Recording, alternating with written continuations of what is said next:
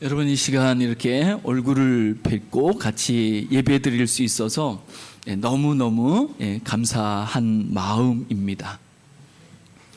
지난 한 주간은 우리 전도사님이 기도하셨듯이 많은 비가 내렸습니다. 그래서 참 많은 비 때문에 많은 피해자가 수재민이 생겼습니다. 그래서 우리 모두, 여러분 모두가 이 무더위 속에 이 장마철에 안전과 건강을 잘 지키시면서 살아가실 수 있으면 정말 좋겠습니다. 뿐만 아니라 그 수재를 당한 모든 사람들에게 우리의 마음을 조금이라도 쏟으며 또 기도하면서 그 함께 할 수 있는 우리가 될 수 있으면 정말 좋겠습니다. 교회에서도 한번 이야기를 나누어서 수재를 당한, 어려움을 당한 우리 형제 자매들을 위하여서 무언가 할 수 있다면 같이 좀 나눌 수 있는 길을 찾아보고자 합니다. 그래서 저도 뉴스를 보면서 다시 한번 물이 저렇게 엄청나고 저렇게 무서울 수 있구나라는 생각을 해보게 되었습니다. 그런데 틀림없는 것은요, 우리가 살아가는 지구가 아파도 너무 아픕니다. 왜냐하면 사람들이 자기 욕심을 채우기 위해 가지고 우리가 살아가는 지구에 못할 일들을 너무 많이 저질렀거든요. 오늘도 제가 용인에 다녀오는 차 운행을 하는데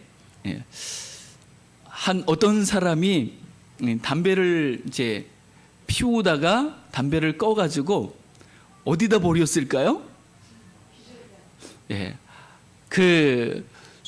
물 빠지는 그 하수구 이렇게 모이게 하는 철망으로 돼 있는 데 있죠. 거기다가 이제 던지더라고요. 그런 게 이제 하나 둘 쌓이면은 그 물이 빠질 수 있는 하수구가 막히게 되겠죠.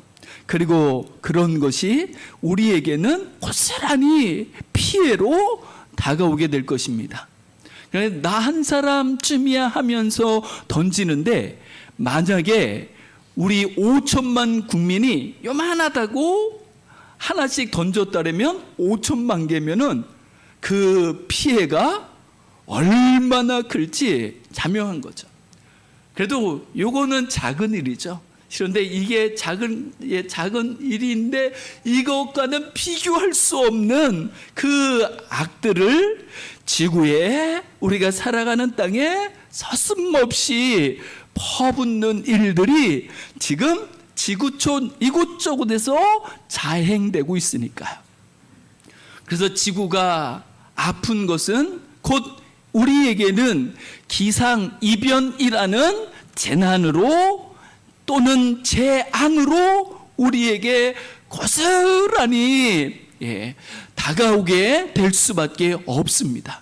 그래서 사람들이 욕심을 멈추지 않는 한, 그리고 자기 욕심을 채우기 위해서 지구에 해를 가하는 일을 멈추지 않는다면, 우리가 지금 겪는 이 기상이변은 아무것도 아닐 만큼이나 더 큰 이변을, 기상이변과 재난과 재앙 속에 우리는 빠질 수밖에 없습니다. 뉴스의 한 토막에 어떤 지역에는 500년 또는 1000년 만에 내릴 폭우가 내렸다고도 이렇게 이야기하는 것을 보았습니다. 그러니 그곳에 사는 사람들의 사정이 오죽할까 싶을 수밖에 없는 거죠. 우리가 살아가는 이 세상은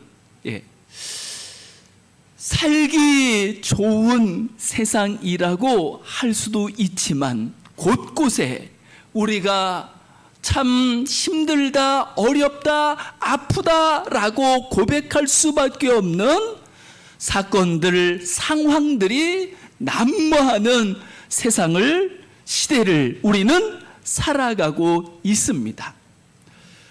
지금은 옛날보다 물질 문명이 발달해 가지고 얼마나 살기 좋은지 모릅니다.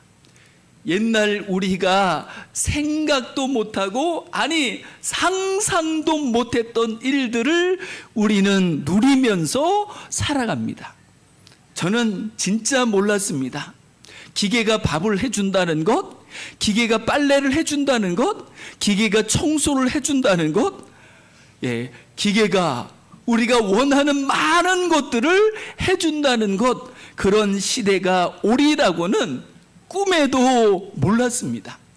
왜냐하면 진짜 검정 고무신 신고, 그리고 그 보따리에다가 보자기에다가 책과 도시락을 싸가지고 다녔었던 적이 우리의 그 어린 시절의 날들이었으니까, 꿈에도 생각하지 못했던 수많은 문명의 이기가 우리 삶을 더 재밌게 만들기도 하고 편하게 만들기도 해주지만, 아이러니한 것은요, 그 이면에 그것이 좋은 만큼이나 우리는 오히려 어려움과 때로는 아픔과 고통을 겪으면서 살아가는 시대라고 여겨집니다.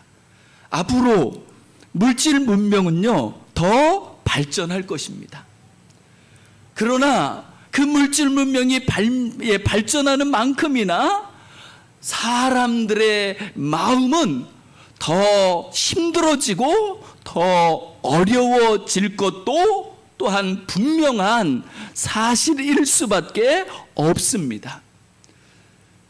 옛날에 힘들고 그리고 불행하다고 생각했던 사람의 숫자보다 지금 이 시대에 나는 참 불행한 사람이라고 생각하는 사람들이 훨씬 많은 것이 우리가 살아가고 있는 오늘의 현실입니다.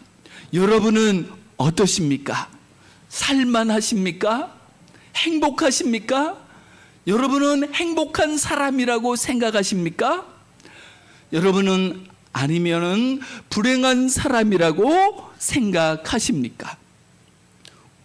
아마 어렵지 않은 시대가 없었지만 오늘날은 더 어렵고 힘든 세대라고, 시대라고 할 수 있을 것입니다. 이런 어둡고 또 힘든 이 시대 속에서, 상황 속에서 우리는 어떻게 더 잘 살아갈 수 있는 사람이 될 수 있을까요? 틀림없는 것은요, 나라는 존재는 단 한 사람밖에 없고, 그리고 나의 인생도 한 번밖에 없는 인생이기에 시대를 이야기하면서, 상황을 이야기하면서 그 시대 속에, 상황 속에 내가 누려야 할 삶과 행복을 상실한다는 것은 참 비극이 아닐 수 없습니다.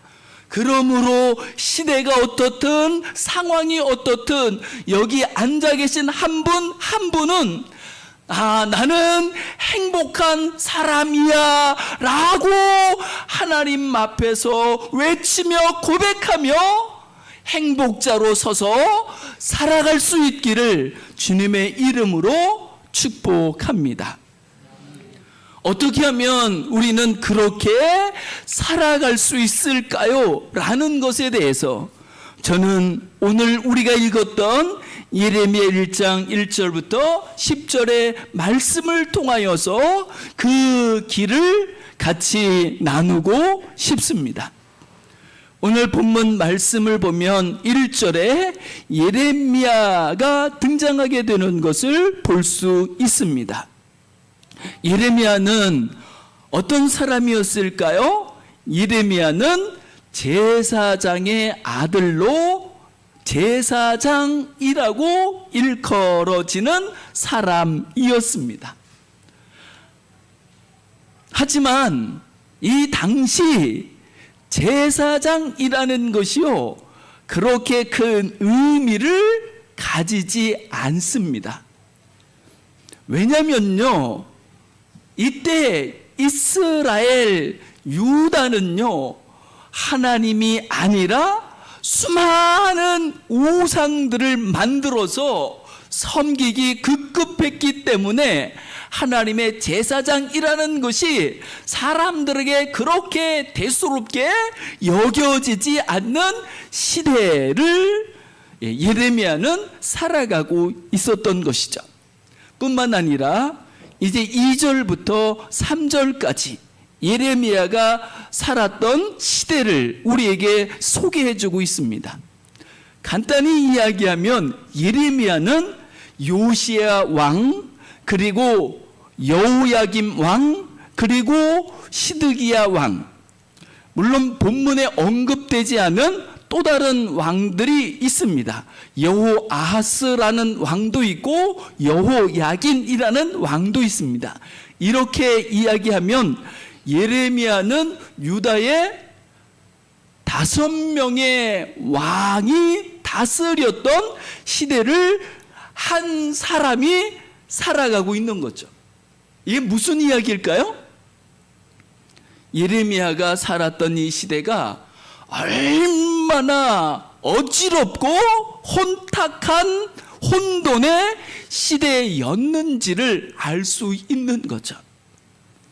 한 사람이 장성한 사람이 되어가지고 그때부터 5명이나 되는 왕을 겪으면서 살아야 했으니까 그때가 얼마나 파란만장한 시대였는지는 불보듯 뻔한 것이죠. 마치 우리나라 조선 말 시대에, 그리고 우리 조선 주변에 있는 수많은 열강들, 청나라, 러시아, 그리고 일본 뿐만 아니라 다른 여러 선진국들이 한국을 서로 집어삼키겠다고 난리가 아니었고, 그 속에서도 우리나라 이 민족은 힘을 합치는 게 아니라 사색당파로 사분오열돼 가지고 자신의 그 조그만 이득을 조금이라도 더 취하기 위해서라면 나라가 어찌되든 상관없이 자기의 욕심 때문에 나라를 팔아먹기도 하는 일들이 비일비재했던 우리 조선 말 시대와 지금 예레미야가 살아갔던 이 유다의 마지막 그 시대가 어떻게 그렇게 비슷한지 모르겠습니다.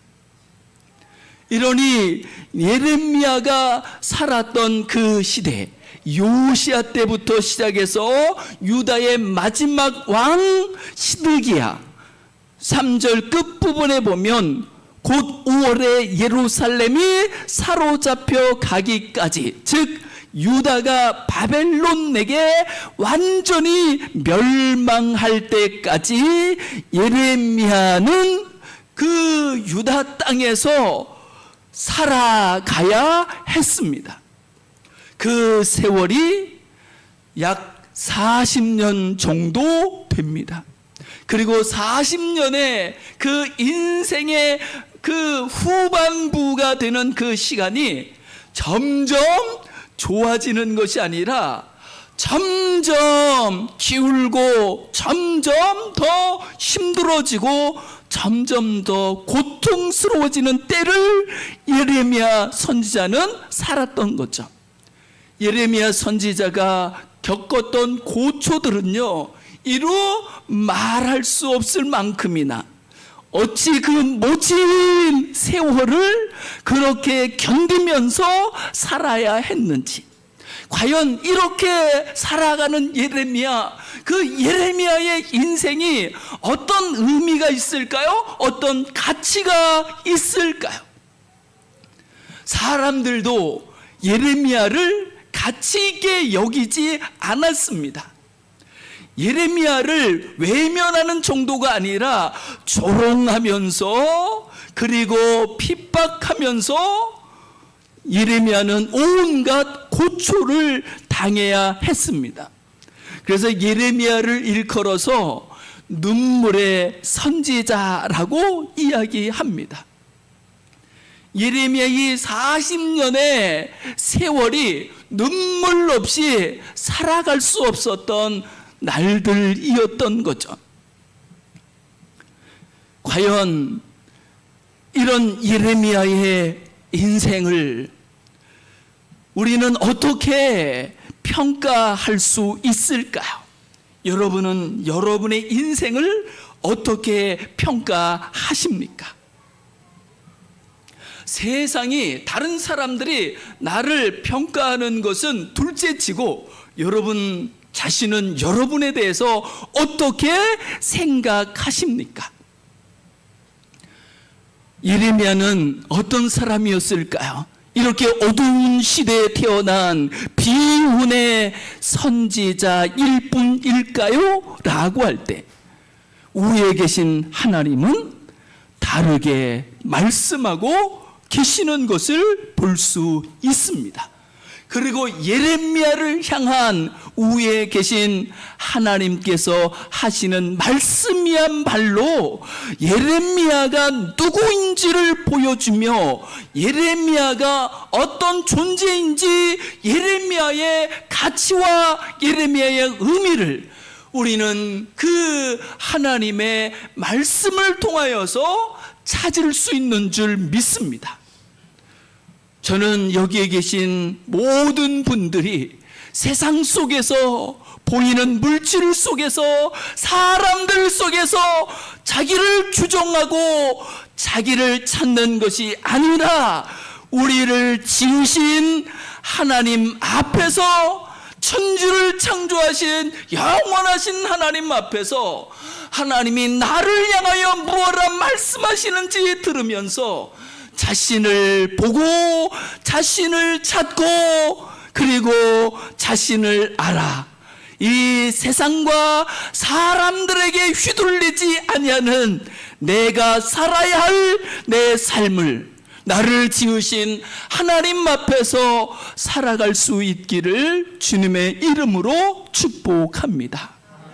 예레미야를 향하여 하나님은 무엇라 말씀하셨을까요? 4절입니다. 여호와의 말씀이 내게 임하니라. 예레미야에게 임한 이 말씀이 이 시간 우리에게도 임하기를, 자리하기를 주님의 이름으로 축복합니다. 예레미야는 그냥 보잘것없는 비운의 비극적인 한 인생이 아니었습니다. 5절 하나님은 이렇게 말씀합니다. 너는 내가 모태 짓기 전부터 알았던 사람이야. 내가 배에서 나오기 전에 너를 성별하였다라고 말씀하고 있습니다. 뿐만 아니라 너를 여러 나라의 선지자로 세웠노라 말씀하십니다. 그냥 왔다 그냥 가는 인생이 아니라 하나님의 영원하신 뜻 가운데 태어난 거룩하고 그리고 특별한 인생이라고 하나님은 말씀하시는 거죠. 그러면 우리는 어떨까요? 네, 우리도 마찬가지입니다. 하나님의 뜻 가운데 이 세상에 태어난 거룩하기 그지없고 너무나도 특별하고 존귀한 존재인 줄 믿습니다. 예레미야는 하나님이 자기에게 하시는 이 말씀에 처음에는요 동의할 수가 없었습니다. 여러분이 사랑받기 위해 태어난 하나님의 사랑하는 사람들이라는 것, 여러분이 이 세상에서 가장 거룩하고 가장 특별하고 가장 아름다운 존재라는 것, 여러분 동의하실 수 있습니까?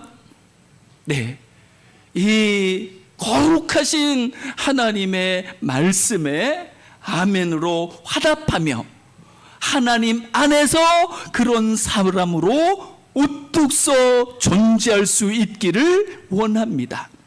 우리의 그 무엇이 아니라, 사람들의 어떠한 말들이나 평가가 아니라 하나님의 이 거룩하신 말씀이, 진실하신 말씀이 우리 존재의 기반이 되며 우리의 존재의 터전이 되어지며 우리의 존재감이 될 수 있기를, 우리의 자존감이 될 수 있기를 주님의 이름으로 축복합니다. 예레미야도 동의할 수가 없었습니다. 저도요, 하나님이 저를 향하여 이렇게 말씀하시는 사랑한다는 이 단순한 하나님의 고백 앞에서도 제가 아멘 이렇게 화답하며 그 말씀에 동의하는데 얼마나 많은 세월이 흘렀는지 모릅니다.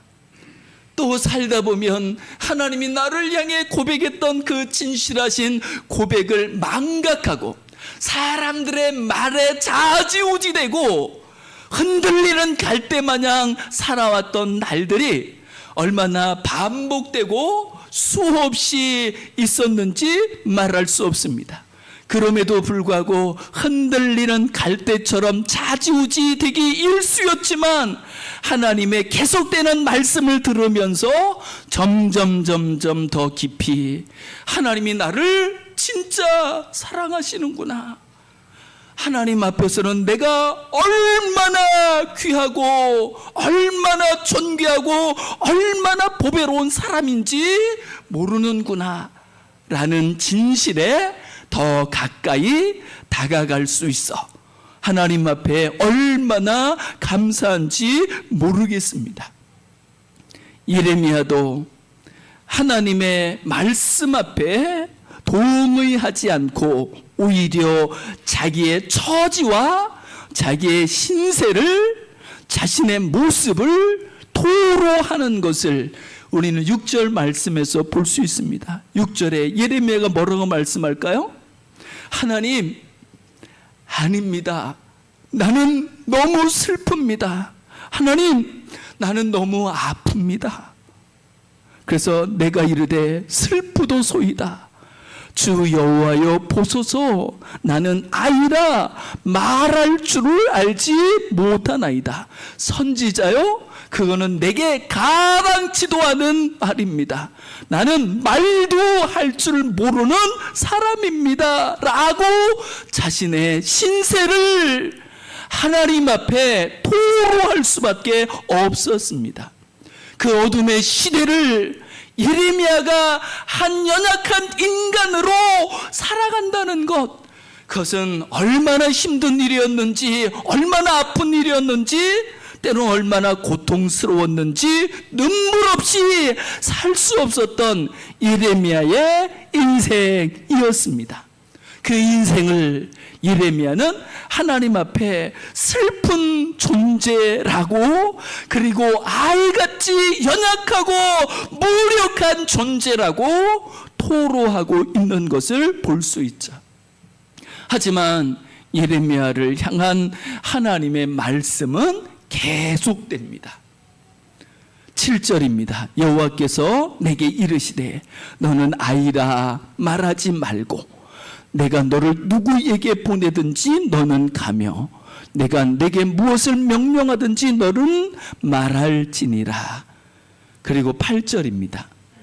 이 말씀을 주목해 볼 수 있으면 좋겠습니다. 너는 그들 때문에 두려워하지 말라. 내가 너와 함께하여 너를 구원하리라. 나 여호와의 말이니라. 예레미야는요, 어떤 사람들 앞에서 두려워 떨 수밖에 없는 존재였던 거죠. 그리고 그 어떤 사람들 앞에 서면 나는 왜 이렇게 자꾸 작아져야 하는지 아이같이 힘없는 무력한 존재라 무엇을 해야 할지도 모르는 존재가 돼버리고 마는 거죠. 그런 예레미야를 향하여 그들 때문에 두려워하지 말라. 내가 너와 함께 하리라. 내가 너를 구원하리라 라고 말씀하고 있습니다. 뿐만 아니라 9절에서 여호와께서 하나님의 그 거룩한 손을 내밀어 말을도 할 줄 모른다고 이야기하는 예레미야 선지자의 입에 대십니다. 예레미야 선지자의 입을 어루만져 주시는 거죠. 이 한 시간 우리가 약하다, 부족하다, 어쩔 수 없다 라고 하는 것들에 대하여 거룩하신 하나님께서 만져주시며 위로하시는 역사가 함께 하시기를 주님의 이름으로 축복합니다. 그리고 주님은 이어서 말씀하십니다. 보라, 내가 내 말을 내 입에 두었노라. 그 말이 이제 예레미야의 입에 자리하고 예레미야의 마음에 자리하고 그 하나님의 진실하신 말씀이 예레미야의 존재에 자리할 적에 그만큼이나 예레미야는 이제 자신의 모습과 세상과 세상의 상황이나 이 시대의 문제가 아니라 자기와 함께하는 자기에게 임재한 그 하나님의 말씀으로 존재하며 그 말씀으로 강하고 담대할 수 있는 새로운 사람이 될 수 있는 줄 믿습니다. 그러므로 우리가 하나님 앞에서 새롭다는 것은요, 우리가 무엇을 우리의 어떤 모습이나 조건이 새로워진다기보다는 새로우신 하나님의 그 역사가, 하나님의 은혜가, 하나님의 복이 우리 가운데 임하여 우리를 주장하는 것을 말하는 것임을 우리는 알 수 있습니다. 그 하나님의 말씀이 임한 예레미야, 그 예레미야를 향하여 하나님은 정말 놀라운 말씀을 마지막으로 선언하고 계시는 것을 볼 수 있습니다. 10절입니다. 같이 한번 보시겠습니다. 같이 읽겠습니다. 시작. 보라, 내가 오늘 너를 여러 나라와 여러 왕국 위에 세워 내가 그것들을 뽑고 파괴하며 파멸하고 넘어뜨리며 건설하고 심게 하였느니라 하시니라. 아멘. 여러분, 이 말씀이 예레미야에게 어떻게 이루어졌을까?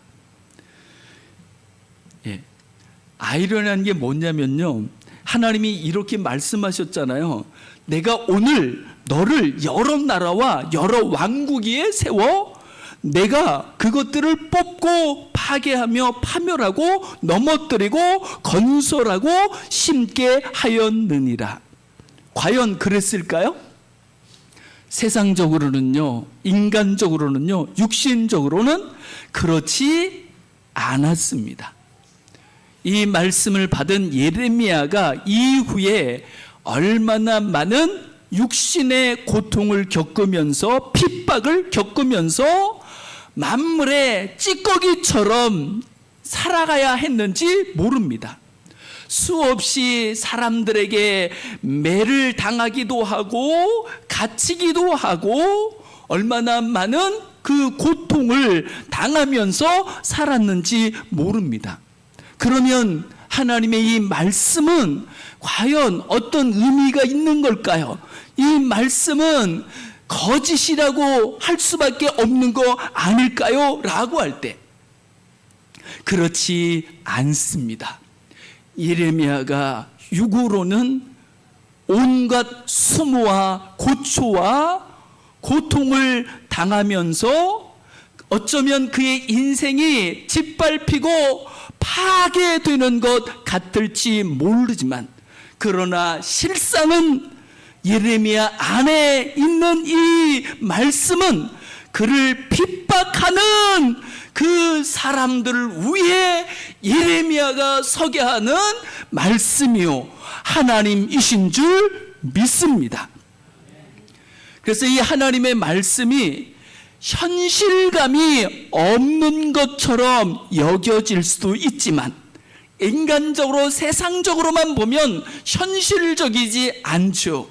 그러나 이 말씀은 그 현실 이상의 말씀인 것을 믿습니다. 하나님께서 우리가 살아가는 이 세상 위에 하나님께서 존재하시는 것처럼, 하나님의 말씀도 우리로 하여금 이 어둡고 험악한 세상 속에 육으로 살아가는 우리의 인생을 이 보이는 것 이상의 존재와 삶으로 우리를 이끌어 주시는 거룩하시고 놀라우신 생명의 말씀이며 약속의 말씀인 줄 믿습니다. 그렇게 예레미야가 이 어두운 시대에 그 두려워할 수밖에 없는 사람들 가운데서 능히 서서 자신의 존재와 자신의 삶의 의미와 가치를 지니면서 누리면서 살아갈 수 있는 것, 그 길은, 그 비결은 바로 살아계신 하나님께서 자기에게 하시는 말씀을 받아 그 말씀을 통하여서 그 현실 가운데도 우뚝 선 존재로 살아가는 것이며, 그 어려움 속에서도 그 말씀이 자기에게 위로가 되어지며 힘이 되어지며 소망이 되어 살아갈 때, 비로소 예레미야는 육신은 후패해지는 것 같지만, 육신은 실패한 것 같지만, 그의 영혼은 그 말씀 안에서, 말씀하시는 하나님 안에서 진정한 승리자로, 영원한 승리자로 참 복 있는 사람으로 존재하며 살아갈 수 있게 되는 줄 믿습니다. 이 어둡고 험악한 시대 속에 무엇으로 우리의 존재감을 찾으며 무엇의 의미와 가치를 누릴 수 있을까요? 다시 한번 살아계신 하나님을 바라보며 살아계신 하나님이 우리에게 무엇라 말씀하시는지 그 말씀 앞에 서서 그 말씀이 우리의 존재가 되어지며 우리의 힘이요 소망이요 능력이 되어 이 어둡고 험악한 세상에서도 능히 서며 강하고 담대하게 오늘 주어진 나의 삶을 살아갈 수 있는 우리가 될 수 있기를 주님의 이름으로 축복합니다. 우리 시간 같이 기도하시면 좋겠습니다.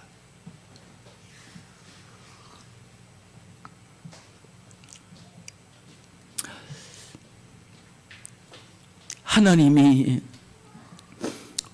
우리의 하나님이 되셔서 하나님이 말씀하시는 그 말씀이 우리의 소망이, 우리의 위로, 우리의 존재, 우리의 힘이 되어서 어렵고 힘든 상황 속에서도 오히려 더 강하고 담대하게 내 인생의 의미와 가치를 가지고 주도적으로 살아갈 수 있는 복 있는 사람으로 존재하며 살아갈 수 있는 우리가 될 수 있게 해달라고, 우리의 심령이 하나님으로 충만해지며 하나님의 거룩하신 말씀으로 가득 채워지게 해달라고 의상같이 합심해서 기도하시겠습니다.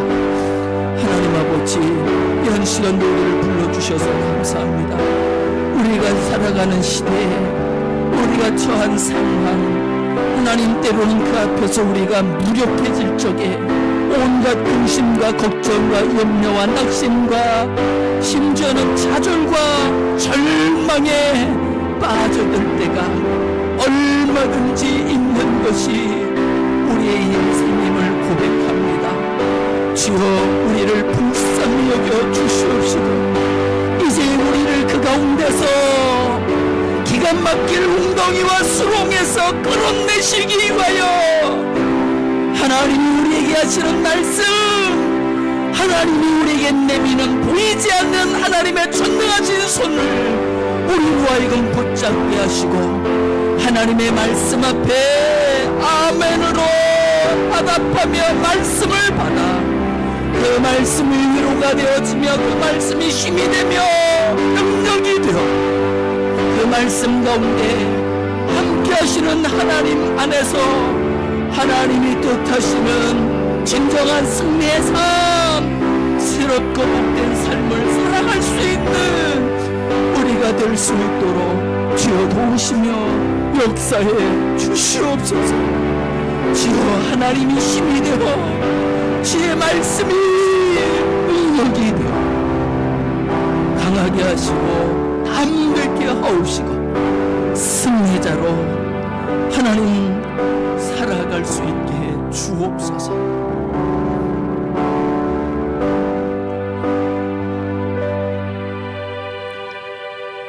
하나님, 우리는 약하나 하나님은 강하신 줄 믿사옵고 우리는 무력하여 할 수 있는 것이 힘이 적으나 하나님의 전능하신 말씀은 능치 못하심이 없는 줄 믿습니다.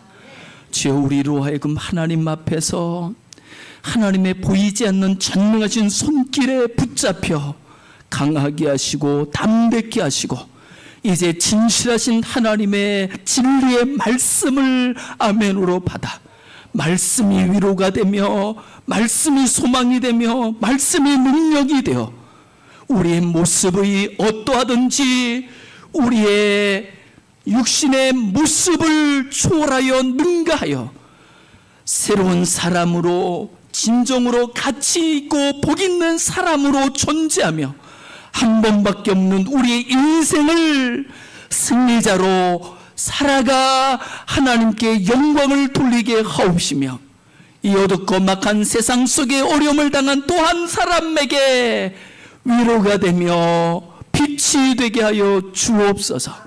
감사드리며 모든 말씀 주 예수 그리스도의 이름으로 간절히 기도드리옵나이다. 아멘.